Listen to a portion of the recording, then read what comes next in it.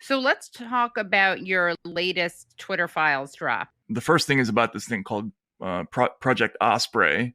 We found a document that pertains to Twitter's early self-examination about how many accounts they had linked to the Internet Research Agency in Russia.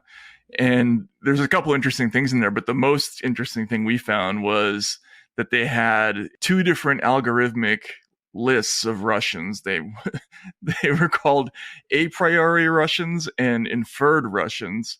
And on the list of inferred Russians was Jill Stein, and she was on this list called is_Russian, and as was WikiLeaks. This is kind of a really good window into how algorithmic censorship works. They create a bunch of rules, and they can be completely ridiculous. Once you set them out into the wild, it can capture all sorts of people who don't really belong there, and then they'll be de-amplified or, visibility filtered or whatever it is. For people who are trying to evade surveillance, these, really important civil liberties tools, that can drop you in a bucket that calls you Russian. Maybe that's not exactly what happened with WikiLeaks, but that can happen.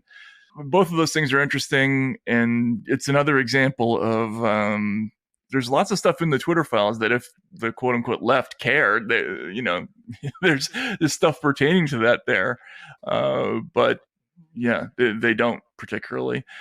I remember when Putin shut down the National Democratic Institute and the International Republican Institute in Russia, basically using similar theories that these groups had been proxies for funneling money to opposition movements and in Russia, and therefore they were not legitimate organizations and needed to be shut down. And there was obviously an outcry after that happened. Why is it not hypocritical for us to look at it that way? I mean,